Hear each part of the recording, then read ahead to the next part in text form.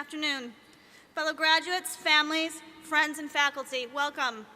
Thank you for all being here to celebrate many new beginnings. For those of us who have finished up doctoral degrees and labored on dissertations for years, the long period of self-imposed isolation and for many of us voluntary poverty are over. Whether you are a newly minted PhD or the recipient of a master's degree, you may look forward to a small break before taking up the next stage in your career and the next phase in your scholarly projects.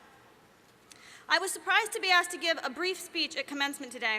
As a historian and a recent dissertator, I am no longer accustomed to talking or writing briefly about anything at all. But today I'll talk just a little about what Binghamton University has meant to me personally and the important function public universities perform in American society. I speak from my experience within Binghamton's excellent history department, where I've been blessed to have worked with two distinguished mentors, my advisor, Catherine Kish-Sklar, and my benefactor, Thomas, who I've worked for 6 years now.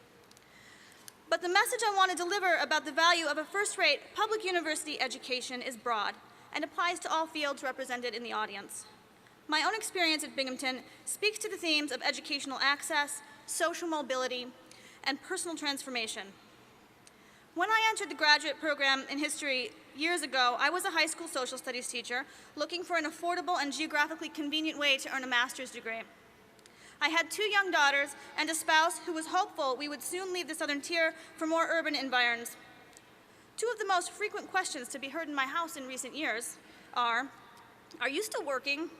And when are you going to be done? In the last year or so, I finally resorted to honesty and started saying never. When this project ends, there will be another, and when this class ends, there will be another and another.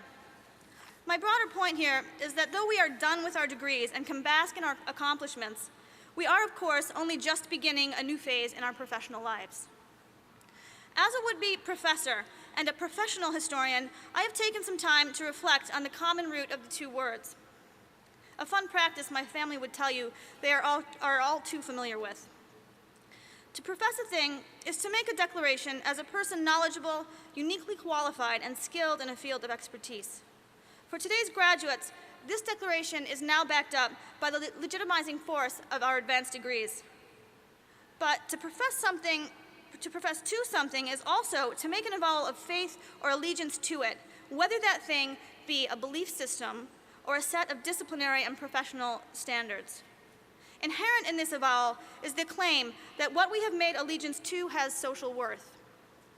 And so today, many of us will reflect on, affirm, avow, and declare our commitment to our new profession. When I came to Binghamton, I was unaware of its prestigious reputation as a public ivy. It was here, it was accessible, I was fortunate. I hadn't thought earning a PhD to be a possibility. It's been 3 generations since anyone in my family earned a doctorate. But my professors changed my sense of what was possible and transformed the way I perceived myself as a student, a scholar, and an educator. By the time I had worked my way to a master's degree in American history, I realized I was hooked. Hooked on the process of becoming. The hook at Binghamton was the combination of intellectual stimulation and exchange offered by top-notch fellow graduate students who inspired, and a department chock full of superb professors who demanded quality work and engagement.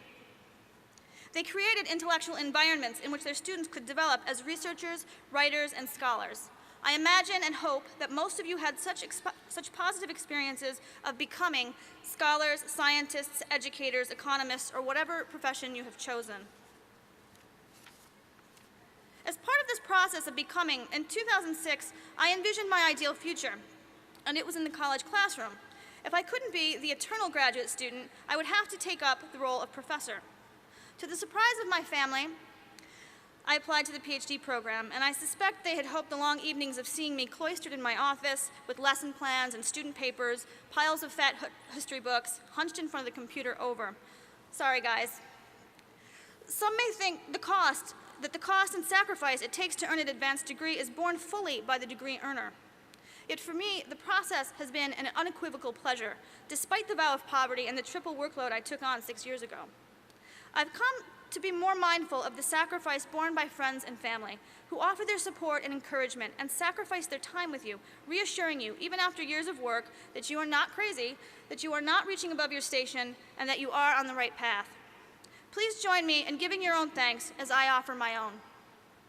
Thank you, family and friends, for having my back.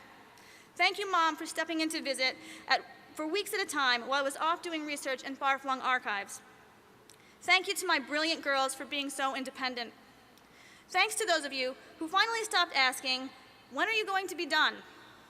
And finally, thanks to those of you who learned to mask their surprise and disbelief when they learned that after acquiring 2 advanced degrees over the course of almost a decade of study, I would not, in fact, be earning a 6-figure salary right out of graduate school as a history professor.